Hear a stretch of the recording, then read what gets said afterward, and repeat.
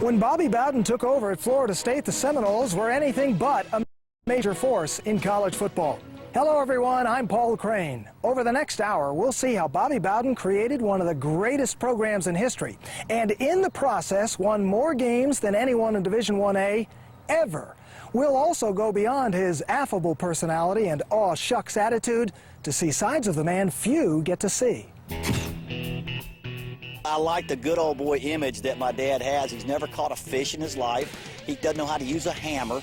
You know, he's a city boy from Birmingham, but he is a Southerner. It's golf and football. That's about all there is. I think when people look at him and you hear all the good old guy talk, I don't think people really realize how competitive a person he is and how much he hates to lose. As you know, I've been coaching so long now, this is my 51st year, and losses hurt just as bad today as they did when I was 23 years of age or 24 in my first years.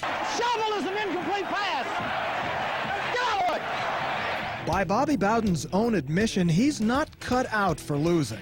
After his Seminoles lost 9 games in 2001 and 2002 combined, which was the same amount they had lost from the end of 1991 until 2000, he brought FSU back to national prominence and a 10-win season in 2003. You want a chance to win it all in this business, and the expectations are to win it all. I know I came here last year, and it was really kind of funny. They apologized for just winning the ACC. He enjoys the image of himself as a kind of backslapping country bumpkin whose grammar is not always perfect, his diction is not always what the English teacher would like, but I call him dumb as a fox. And he really is. There's not much that he misses. I think Coach Bowden is really a lot more competitive than people think. They see this happy-go-lucky guy, sometimes with the media or whatever, but he's very intense. Bowden's intensity is part of the reason he's been able to build one of the game's greatest winners at a place that had never known real winning before. But then all Bowden has ever needed was opportunity, and he'd take care of the rest. Paul, I really think probably what I'm most proud of is that Bobby played at a little no-name school, Howard College, with a no-name coach. He's sort of come up on his own through the years. He didn't play at an Alabama or Oklahoma or Michigan or some large football school. He came from just a small college, kind of a self-made man, didn't have any kind of help initiating him in the coaching profession. So many guys that make it big time, they either play for a top coach or at a big name school, but he kind of came from nothing and did it all on his own, which with me pushing a little bit. Even with the pushing and competitive fire, Bowden is about much more than winning games. His coaching staff is among the most loyal in all of college football. 6 current assistants have been at Florida State at least 10 years, and 3 of those 19 years or more. From a personal standpoint, he's helped me grow as a man. Seeing the example that he places every day in front of you, not just talk about it, but the way he lives. I think personally, he provided an atmosphere for me and my family of stability in a business that really doesn't have a lot of stability. I think the thing you've got to do, and I've tried to do, is keep things in perspective and keep your priorities in order. See, I've never felt like football should be your #1 priority. It is a priority, but it's not the priority. Family has long been a priority for Bowden, and later we'll get a unique perspective on the game's only father-son rivalry. We'll also talk about the subject of retirement with the coach and his family in what could be their most candid comments about this subject on record. But up next, some key moments in a remarkable career. I was very tempted to go back to Alabama in 1987. And how Bobby Bowden made Florida State great by going places few teams like to go and winning. You are better than Nebraska. Now listen to what I say. Are we going to let them beat us?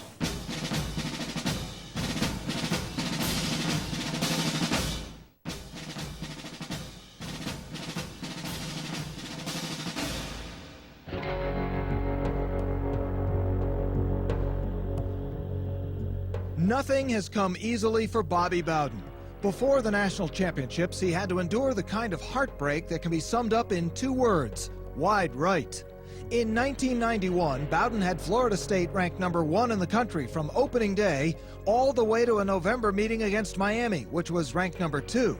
With less than 30 seconds to play, the Seminoles missed a 34-yard field goal as Miami won 17-16 and went on to a 12-0 national championship season.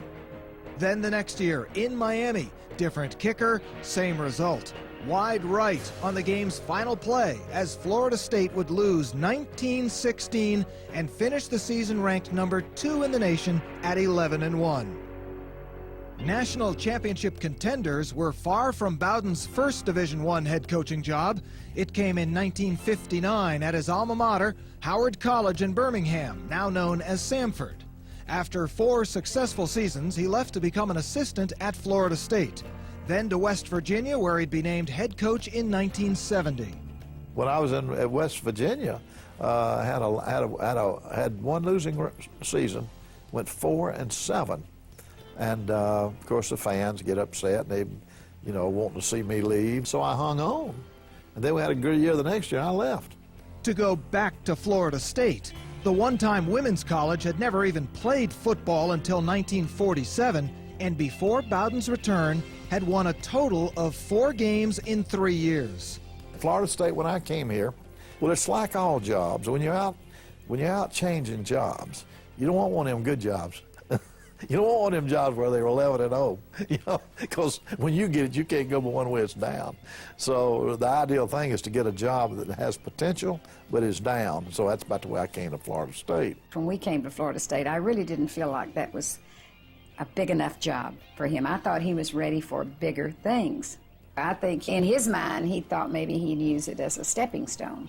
When I came here, it was the idea that I wouldn't stay at Florida State. I'd come down there and get to see my old friends again and get back to Alabama, either Auburn or Alabama somehow. And the funny thing about it is, since I've been back, I have been offered the job at Alabama and Auburn both in an informal way. I was very tempted to go back to Alabama in 1987, when Perkins left, but they didn't offer me the job. I'm glad they didn't, because if they had, I might have taken it. Instead, Bowden was creating his own winner, the likes of which college football had never seen before.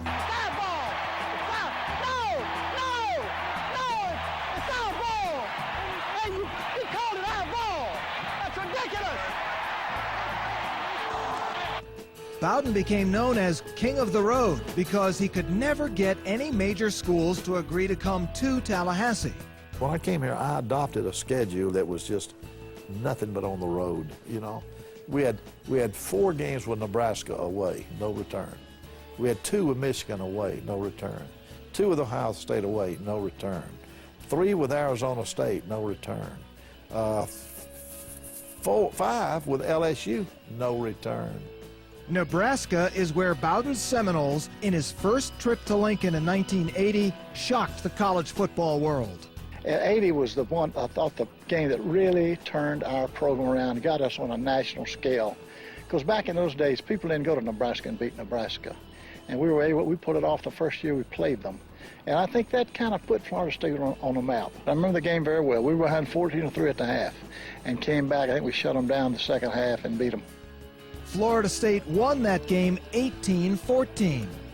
And in 1985, in the Huskers' season opener in Lincoln, Florida State once again found itself way down at halftime. Men, listen to me. Y'all have worked hard, and you are better than Nebraska. You are better than Nebraska. Now listen to what I say. Are we going to let them beat us? No. Let's get out there and get on. Florida State came back to win that one 17-13, the last time Nebraska has lost a season opener. The win set the stage for an unprecedented run, which would begin the following year. 14 consecutive seasons of 10 wins or more, and finishing in the national top 5. The first couple years were okay. Dad was a new face in town, but Florida State had had some really hard luck years, and no one was feeling especially optimistic. But that 3rd or 4th year, suddenly we're in the Orange Bowl 2 years straight, and suddenly there's bumper stickers. St. Bowden, and Daddy all of a sudden became this larger-than-life person in Tallahassee. Now, I'm in high school maybe a maybe a senior, maybe a freshman in college at this point, going to Florida State. And it was very exciting. I mean, I felt very special. That elusive national championship would finally come after the 1993 season when Florida State beat Nebraska in the Orange Bowl.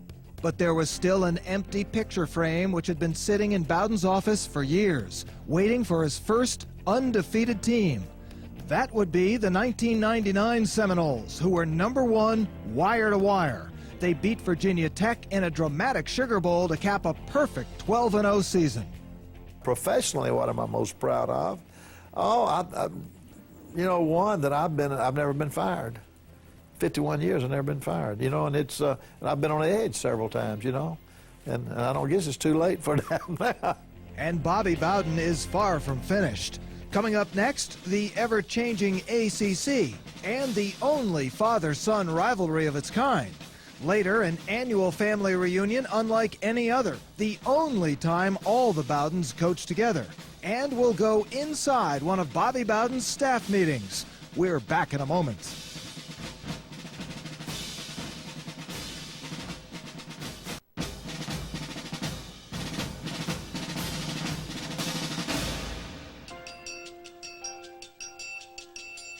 Florida State had been an independent until deciding in 1991 to join the ACC. Since beginning play there in '92, the Seminoles have won 11 of the 12 league championships. But now the conference has added Miami and Virginia Tech, with Boston College following in 2005. I've always been in favor of Miami being in our conference. I really didn't think it would happen, but when we joined the conference back in 1991, my recommendation to our athletic director was, let's get Miami in here. We got to play them anyway. Let's get them in the conference. They now make our conference football-wise as good as anybody.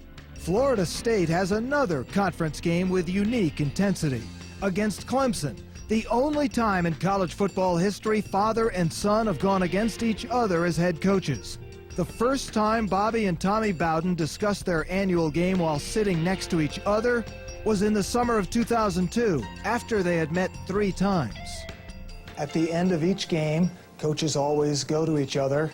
What's that walk been like for you? A jog for you and a walk for Tommy? No, it's different. He runs to his mother. She's your wife, she's not my mother.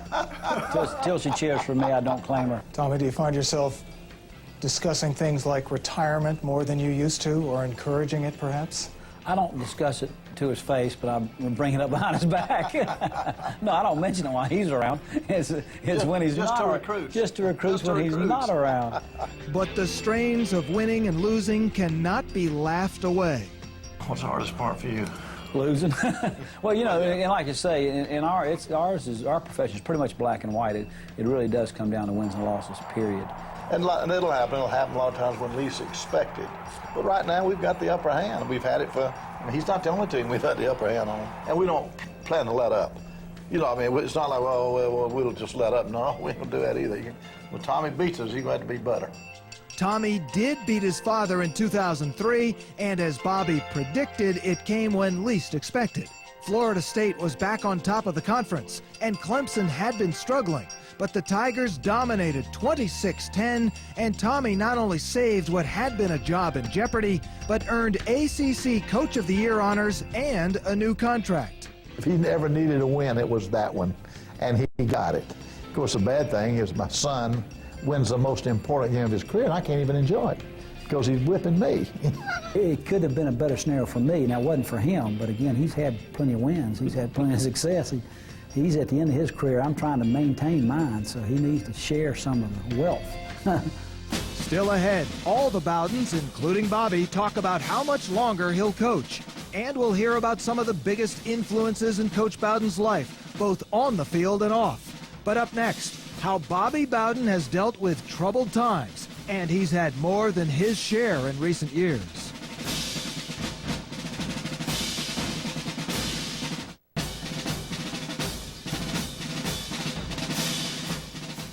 If you don't have some adversity hit you, you ain't gonna be worth nothing. You can't check character until you've had some adversity. In recent years, Bobby Bowden has certainly had his character tested. Florida State's unprecedented run of success has brought his program plenty of attention, and not all of it wanted. Keeping up with the times has meant a lot more than just dealing with athletes. There's been increased agent activity and decreased time coaches can be with players. When I first got in coaching, all you did was coach. All you did was coach. You study film, coach, go out on the field and coach the players. Now, you've got to keep them out of trouble. So now you're 24 hours a day, you got to keep them out of trouble. Yet they took your dorm away from you. They took your training table away from you. It used to be so easy when we had them up there, could know what they were doing, know where they were, you know. Not knowing some players' whereabouts brought Bowden trouble after his first national championship. During the offseason in 1994, it was learned that several Seminole players had gone on a shopping spree in season with some prospective agents. At the time, it was asked how Coach Bowden or a member of his staff could not have known about it. What about that, Coach? And Well, that's the one that made me so mad, because Sports Illustrated was claiming I knew, see. And when they came in and interviewed me and told me about it, I promise you, that's the first time I've ever heard of it. Now, Paul, I've got a lot of weaknesses, and make a lot of mistakes in life, but one of them is not lying. I don't lie. I don't believe in lying. I want my word to mean more than anything, you know? And so when I tell a guy, no, I didn't know, that's it. No, we did not know. None of us knew. All-American linebacker Derek Brooks did not go shopping, but took things from a player who did. I could say I'm a victim of circumstance. I could say, a whole lot of things, but those were making excuses, and I'm not up here to make no excuses, because, he gave them to me and I took them. I could have made a decision not to take them, but I didn't.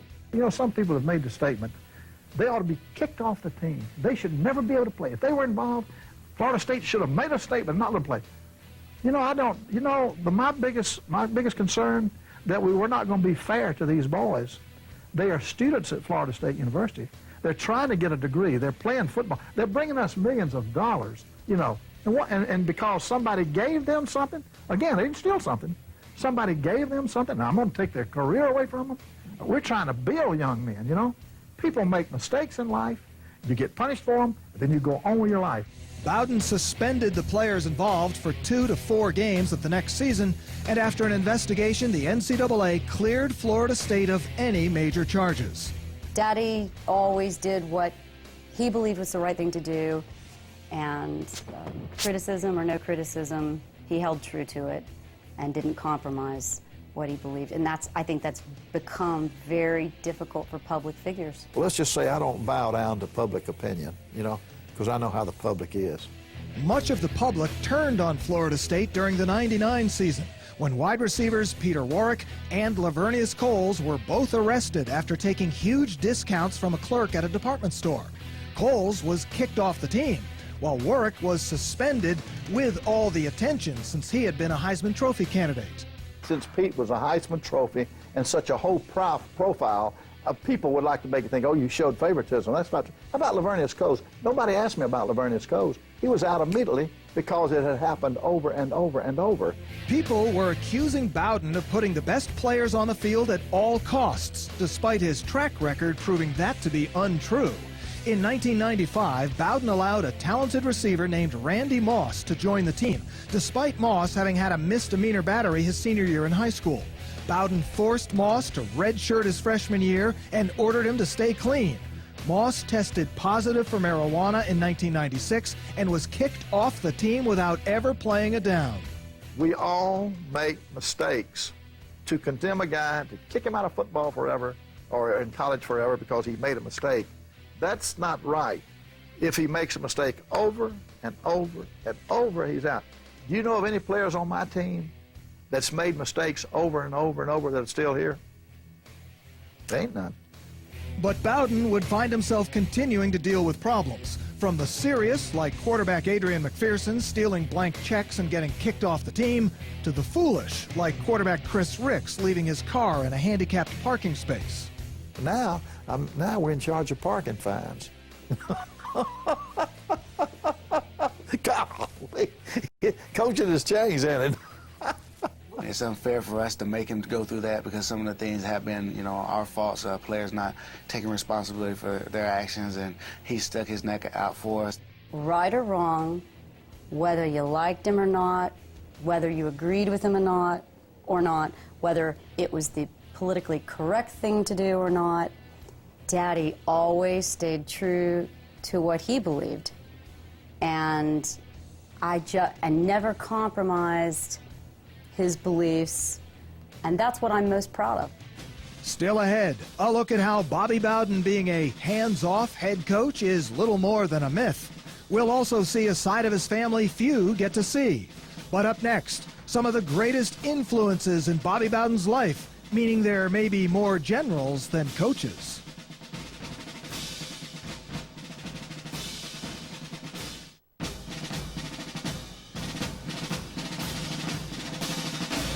Bobby Bowden was born in Birmingham, Alabama, where his high school coach, whose name was Kenny Morgan, was a major influence in his life. For nearly 3 decades, Bowden has returned to Birmingham every year to raise money at a golf tournament in the name of his high school coach. Bowden's Alabama roots run very deep. He did go to Alabama as a freshman, but did not stay, long before Bear Bryant got there. And then Coach Bryant came in there about 10 years later, right when I was beginning my coaching career, and I was able to follow his progress, and he was kind of my favorite of all of them. Then people like Bobby Dodd, people like Bud Wilkinson, guys that were, Darrell Royal was always one of my favorites. Darrell Royal at Texas was always one of my favorites, you know. But no one matched the Bear, who Bowden did get to know. I had a relationship with him that Coach Bryant came to Alabama in 1958. Okay, a year later, in 1959, I became the head coach at Samford University in Birmingham. So I'm up here looking for players, and guys that maybe can't play for him could play for me. So he used to let me come down to Alabama during spring training, close all the doors, and let me go out and watch them practice and give me the name of 10, 15 guys that he was wanting to leave. He said, you see if you want any of them, I'll call them in and recommend they go to your school. You know, so I had that relationship with him for about 4 years and got a lot of my players at Samford from transfers from Alabama. That was my relationship with Coach Bryant. I was not one of his boys because I'd never played under him, you know, but he was always pretty good to me. Through the years, Bowden has always been comfortable being himself for many reasons, not the least of which was learning how there was no one way to get things done.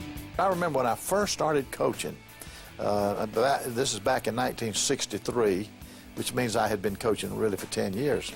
I went up and visited the Green Bay Packers, and Vince Lombardi was the head coach. And I would go out on the field and just watch every move he made, you know. And he was, boy, he was active and tough and rough and hands-on, man. He might grab a guy, you know. And then we left there and on the way back to West Virginia, stopped by the Cleveland Browns. Now, you had Paul Brown as the head coach. Now, Paul didn't hardly speak over a whisper.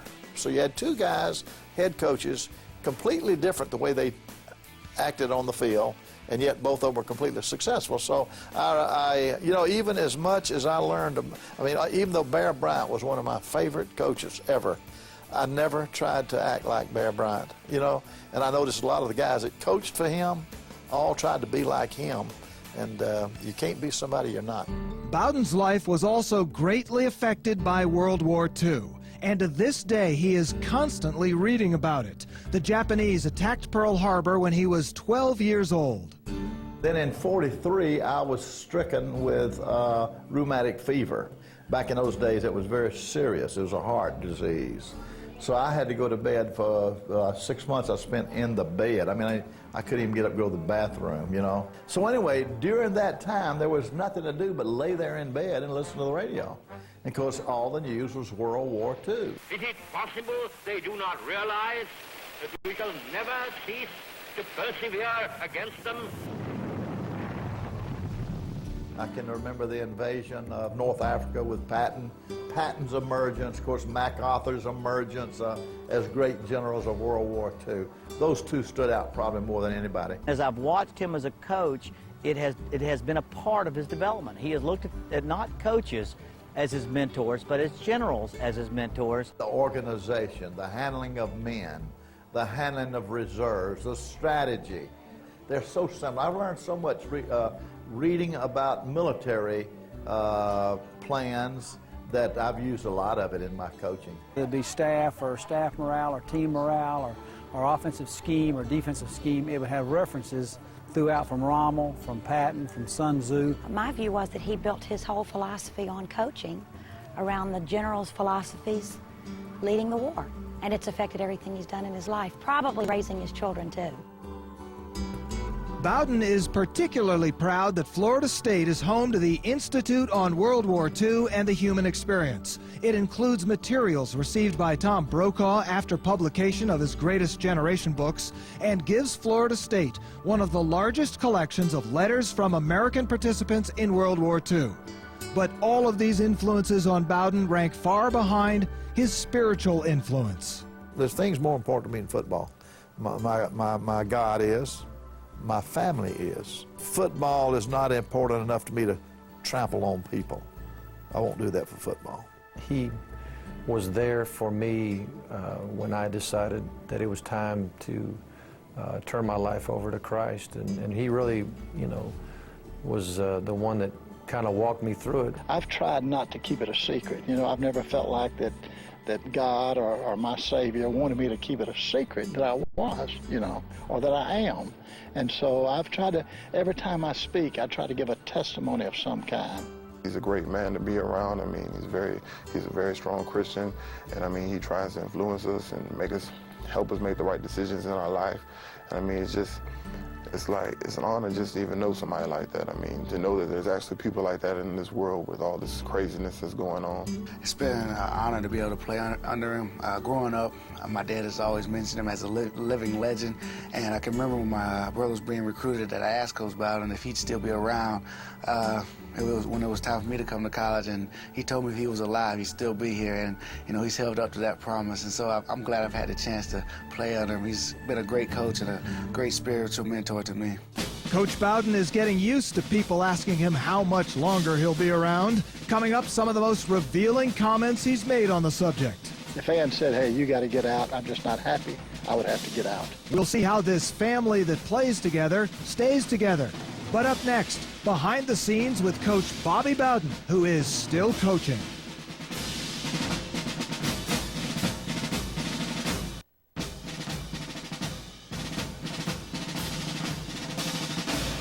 After more than 50 years of coaching and nearly 3 decades at Florida State, there is a perception that Bobby Bowden is a hands-off head coach who delegates all coaching to his assistants. That is not the reality behind closed doors. Father, we thank you for another beautiful day and the opportunity to come to work, and we thank you for the good health you've given us. I've been blessed because I've been with a man that gave me an opportunity to coach. Told me what he wanted, but didn't tell me how to do it. This is very important, what I'm fixing to say. Very important, and it's fundamental. There's a difference between hands-off and not knowing what's going on. Coach Bowden, if you watch him work, I think you would say, well, he's a hands-off coach. But if you were in the staff room, or you were in the pass-by meetings, or the pass-by meetings on the practice field, of what he sees and what his expectations are, it's amazing what the man sees. He coaches us. He coaches us in our meetings every morning. Turnovers. Now, man, we can't just wish turnovers away. We can't wish them away. We have got to make it happen. He's just got a unique demeanor in the way he handles his coaches, in that he'll make a suggestion one time. He may have to reaffirm it the second time, but you better hope it doesn't get to that third time, and we all understand that. Bowden's form of delegating does allow his coaches to coach, but he's involved in the game plans and watching opponents' game tape every week. 1, 2, 3. He's there. Now, they're doing it constantly because I'm tied up with other things, But I look at when we play somebody like Miami, I look at a whole lot more film than I would look at if we were playing Duke. Get you some juice, man, and sit down.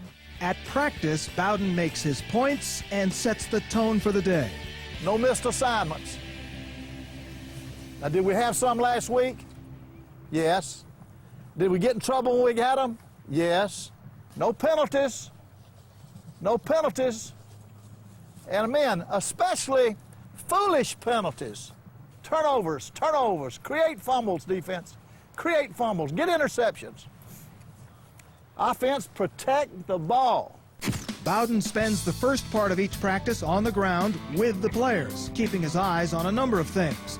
But he spends most of the time up in his tower, where his eyes are on everything. The thing about the tower, in other words, when you're down here on the field, you can only see what's right in front of you. You've got no idea what's happening back over here or way up there, you know.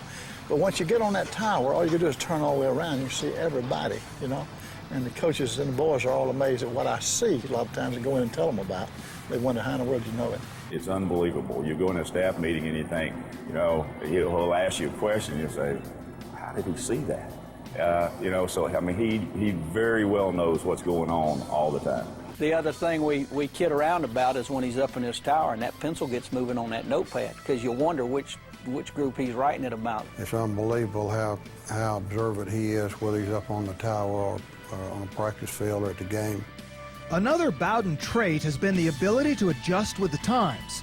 Young people may have changed over the years, but their place in Bowden's eyes has not. It's almost like a myth until you actually meet him. I'm from a kind of little small area in Georgia. The high school I went to is real small. And he came up and took the home visit. He came to the school. And it seemed like everybody in the school, you know, came outside just to, they didn't even want to like touch him or really, you know what I'm saying, shake his hand, but just to see and just know he is real. So, you know, it was big time. When he recruited me and he came to my house, I mean, I was like a 17-year-old kid, and I'm like, I got Coach Bowden in my house, and he's sitting on my couch, and he's talking to my parents, and I'm like, this is amazing. I tell the parents when I'm recruiting my son, look, when your son comes to Florida State, I'm going to have to be his daddy. I said, y'all ain't going to be here. You know, Mama, you ain't going to be here. Daddy, you're not going to be here. But I've got to take the responsibility of your son, and that's what I'm going to do. When I first met him, he came into my house, kicked his shoes off, you know, walked in the kitchen, got him something to eat. So, I mean, he was like a grandfather figure from day one. He's always wanting to teach us something about life and you know, as far as getting our spiritual aspects, you know, going in the right area. So, I mean, yeah, he's definitely been a father figure. And at Florida State, father knows best. But then it's the same way at home. Sometimes. Up next, a look at the Bowden family. And that's when we celebrated our 50th wedding anniversary on a cruise. He was very embarrassed. We'll see a one-of-a-kind football camp for young players who get coached by all Bowdens all the time. And later, how much longer Bobby Bowden plans to coach. Hear what his wife, children, and he have to say on the subject. We're back in a moment.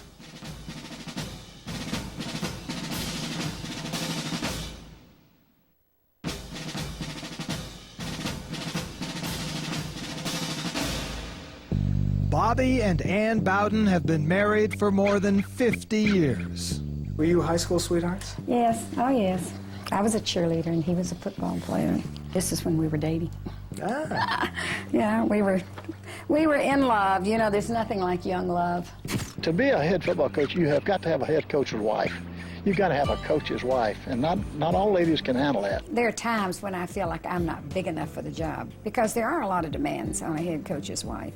Coach's wife has to be very independent. She has to do her own thing and not wait, oh gosh, you know, you can't sit there and wait for him to come hold your hand. I'm not dependent on him to, you know, hold me up. I'm not an ultra-organized person, but I must have done something right to raise 6 kids and got through all of this. The 6 kids are 2 girls and 4 boys, 3 of the sons becoming football coaches. But I didn't encourage them to go into coaching because I knew that I know how fickle people are, you know, and being in a business where if you make a mistake, nobody knows about it, and being a football coach where you make a mistake and the world knows about it, that's 2 different things. Just keep it in perspective. It's not life and death. No matter what happens, your family still loves you. If your priorities are in order, you got to take it serious, sure, it's your livelihood, but again, you've got to put it in perspective, and playing with him and being around him has helped us keep in perspective. The Bowden boys and their father have been able to work with each other 1 week each summer on the campus of Troy State at their annual Bowden Academy for high school and middle school quarterbacks and wide receivers. thing that I drew up on the board last night in the meeting, it doesn't matter where we line you up. You're going to where on your release? To the number. I'm the only one that actually got the chance to coach with Dad. I know Tommy and Terry both really wanted that opportunity, and it never came as they were coming up. Ready, go! 1, 2, 3, throw now! It's a chance to be together. That's how we started. A chance for us, instead of being always coaching other people with other coaches, work together, spend time together. We've actually got some recruits out of this thing, so that doesn't hurt either, but mostly a great time to be together in a profession that pulls us apart. The one way this really helps us as coaches is we're dealing with high school players and junior high school players, and you have to start teaching again. Stand tall, say we're throwing to the right. As we put our weight off that left foot, reach back hard, push one, eyes straight down. Eyes straight down. Begin to turn as you cross over. Step and throw. You know, we've had some great quarterbacks come through. There's several up in pro football. Tim Couch, name one, and Peyton Manning that came through this camp. What about here at camp? How much recruiting's going on? It depends on who you're airing this to. You're not allowed to recruit during these camps. But we have been known to have breakfast, lunch, and dinner with specific campers, Peyton Manning or Tim Couch or some of those guys. All joking aside, the ACC has decided not to allow these types of camps anymore, making the summer of 2004 the final Bowden Academy. That means the Bowdens will have to settle for their annual family vacation in Panama City, Florida for the time of year they're all together. And they are all together. We'll go over for 2 weeks. Our children, our 6 children, 21 grandchildren, their spouses, and Ann and I, and we've done that for ever since we can remember. Our parents always encouraged us to pursue what we wanted to pursue, to move out and go on, spread out, and we all did. So when we come back together, it is so special. For the guys, the vacation means a lot of golf, which is very competitive. No, no, no, no! Oh, you flew me.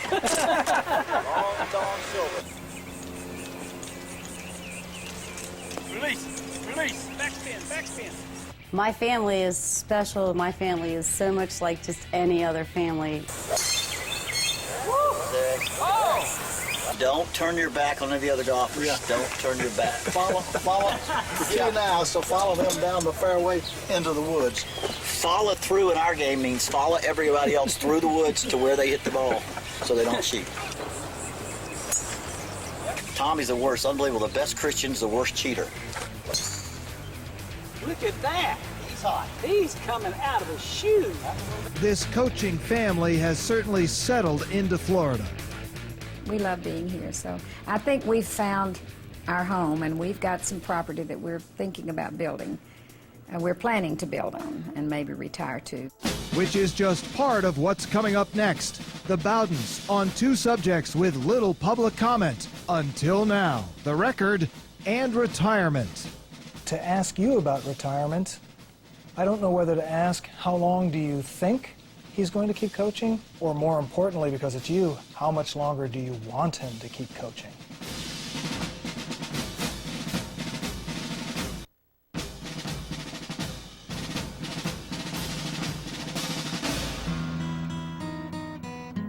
Now that Bobby Bowden has reached his mid-70s, retirement is a subject that seems to follow him everywhere. I don't remember a day of my life where I considered or thought about or planned for, oh good, I'm going to retire next year, or 2 years, or 3 years, you know. Every time I signed a contract, 4 years, 5 years, it still wasn't the idea that that was the end of it. I hope he can finish up and have enough healthy years to get out and enjoy some things in life that he enjoys doing.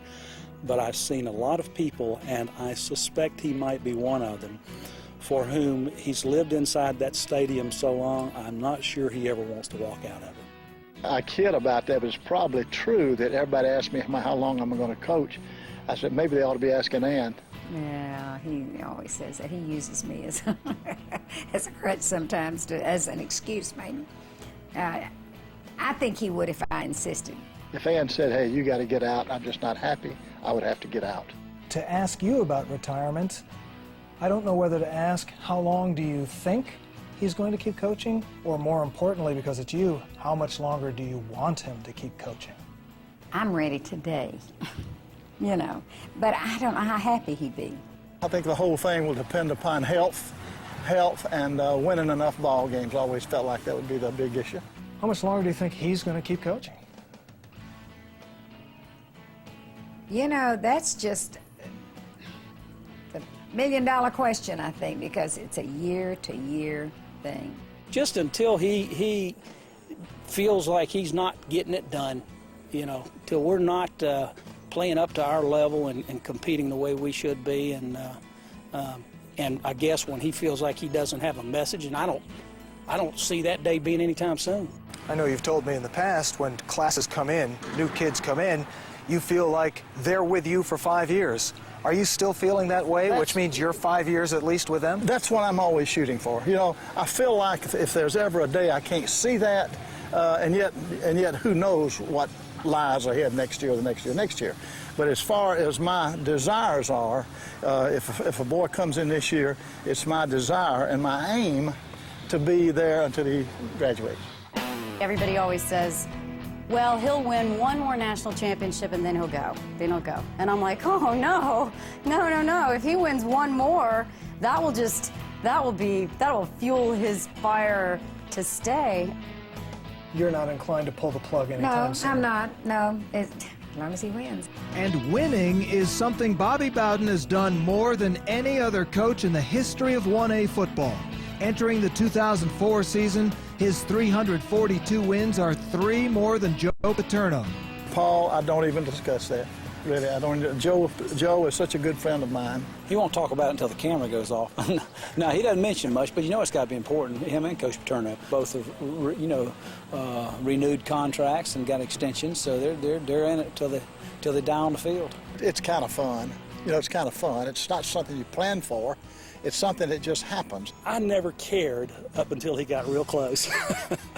And then I'm sure Joe Paterno's family feels the same way, and whoever the next person is, if they ever come along. Once they get right on the cusp, you think, gosh, I'd hate for it not to work out. You know, that record's one you reflect back on, and maybe one day it will mean a lot. But you know, Joe Pa's still coaching, you know, so it's there. The battle still goes on. You know, I can't imagine Joe Paterno or my father making a career out of football, one of the most competitive businesses you can be in, and want to come in second. I like Joe enough to not care a whole lot, and I think I think both of us are very happy in the boat we're in with the people we're in with, you know.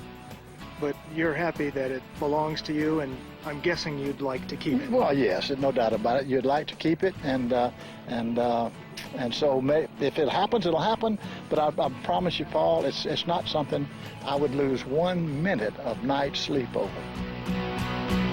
Bobby Bowden has made a mark on college football that will last forever. Even if someone was able to average 10 wins for 30 years, and in the current major college environment that's impossible, he would still be years and years away from catching Bowden. But number of wins is only one of the ways to measure his greatness. And to those who know Bobby Bowden best, it may be the smallest measurement of all.